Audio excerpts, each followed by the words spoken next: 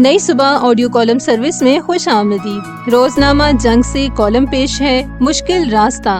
Column نگار ہے محمد مہدی اور آواز ہے نادیہ صبا کی۔ اگر آپ نئی صبح کی آڈیو لائبریری سے مستفید ہونا چاہتے ہیں یا پھر ہمارے ساتھ والنٹیئر کرنا چاہتے ہیں تو وزٹ کیجیے ہماری ویب سائٹ www.naisubah.org naisubah.org۔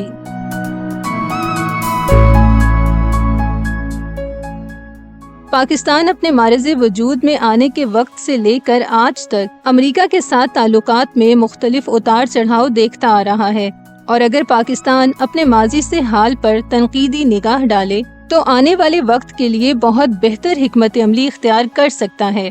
رواں ماہ اگست سے ستمبر میں جنرل اسمبلی کے اجلاس میں وزیر اعظم شہباز شریف کی شرکت تک بہت سارے ایسے امور حکومت کے سامنے ہوں گے کہ جن کو مد نظر رکھتے ہوئے ہی امریکہ اور دنیا ہم سے معاملات کو حتمی شکل دے گی۔ امریکہ کے ساتھ تعلقات کو مزید بہتر کرتے ہوئے ماضی کے لمحے لمحے کو سامنے رکھنے کی ضرورت پیش آتی ہے، کیونکہ دونوں ممالک کے تعلقات ایک نہج پر برقرار نہیں رہ سکے تھے۔ اس بات کے 100 دلائل موجود ہیں کہ امریکہ برطانوی تسلط کے خاتمے کے وقت نئی ریاست پاکستان کے قیام کے حق میں نہیں تھا۔ مثال کے طور پر 14 اپریل 1947 کو انڈر سیکریٹری ڈین ایچسن نے لندن میں امریکی سفارت خانے کو ایک خط ارسال کیا جو امریکی آرکائیوز میں موجود ہے۔ اس خط میں انہوں نے تحریر کیا کہ گزشتہ برس میں ہم نے متحدہ ہندوستان کی اساس پر مقامی لوگوں کو اقتدار کی پرامن منتقلی کے لیے برطانوی حکومت کی کاوشوں کی بھرپور تائید کی ہے۔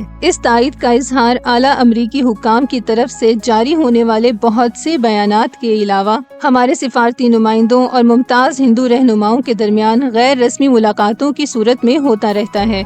اس طرز عمل کو اختیار کرتے ہوئے ہم ہندوستان کی وحدت کو برقرار رکھنے کی راہ میں حائل رکاوٹوں سے پوری طرح آگاہ رہے ہیں۔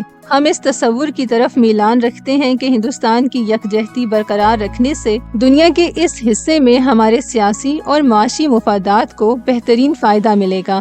تاہم جب برطانوی ہند کی تقسیم ناگزیر ہو گئی تو امریکہ نے بھی خطے کی صورتحال کو نئے حالات کے تناظر میں دیکھنا شروع کر دیا۔ امریکی وزیر خارجہ جنرل مارشل نے پاکستان کو تسلیم کرنے کے حوالے سے جو خط امریکی صدر ہیری ٹرومن کو قیام پاکستان سے قبل تحریر کیا تھا، اس کی عبارت بہت قابل غور ہے۔ 15 اگست 1947 کو شمال مغربی ہندوستان کے بڑے حصے اور شمال مشرقی ہندوستان کے ایک چھوٹے حصے پر حاکمانہ اختیار رکھنے والی ایک نئی حکومت جو ڈومینین آف پاکستان کے نام سے موسوم ہے، معرض وجود میں آ جائے گی۔ میں سمجھتا ہوں کہ ہمارے قومی مفادات کا تقاضا ہے کہ پاکستان کی اس نئی ڈومینین کو سفیروں کے تبادلے کی متوقع درخواست کا مثبت جواب دیتے ہوئے جلد از جلد تسلیم کر لیا جائے۔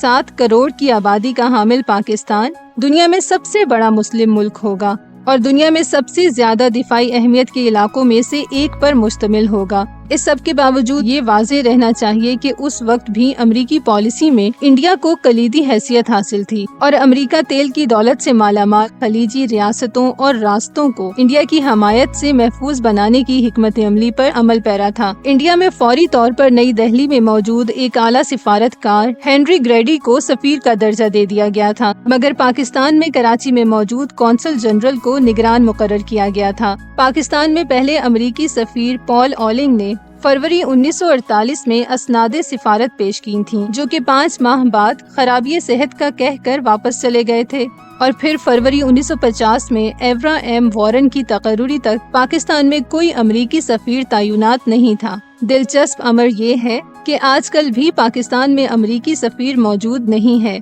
اس تمام گفتگو کا نتیجہ یہ ہے کہ پاکستان کی اہمیت امریکی نظر میں مسلمہ ہے۔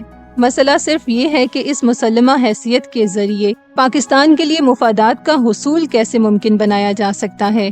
پاکستان کی اسٹریٹجک اہمیت اس میں بہت اہم کردار ادا کرتی ہے۔ ابھی ایران کے صدر پاکستان تشریف لائے۔ پاکستان نے حالیہ ایران اسرائیل جنگ میں حق دوستی ادا کر دیا اور اب ایران کی باری ہے کہ وہ پاکستان کے حوالے سے اپنے انداز کو بہتر کرے، کیونکہ بدقسمتی سے ایران پاکستان سے توقعات تو بہت رکھتا ہے، مگر پاکستان کی اس خواہش کہ اس کی بین الاقوامی سرحدوں کا احترام کیا جائے کو کچھ عرصہ قبل کوئی اہمیت نہیں دی تھی۔ میرا مقصد گڑے مردے اکھاڑنا نہیں مگر امور کو سامنے رکھنا بہت ضروری ہوتا ہے۔ اب ایران اور افغان طالبان بھی سی پیک میں شمولیت چاہتے ہیں۔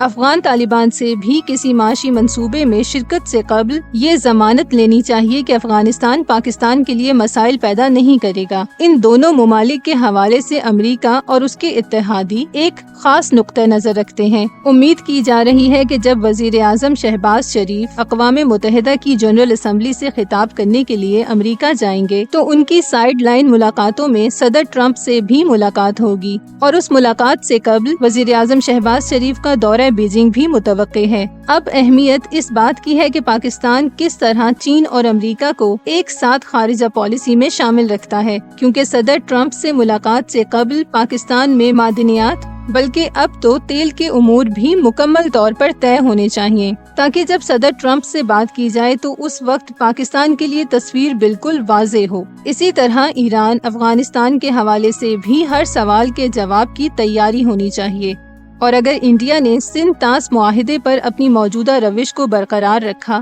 تو پانی کا مسئلہ بہت گھمبیر ہو چکا ہوگا، اور ممکن ہے اس پر بھی صدر ٹرمپ کی مداخلت کی ضرورت ہو۔ لہٰذا ان تمام امور پر بھی تیاری مکمل ہونی چاہیے۔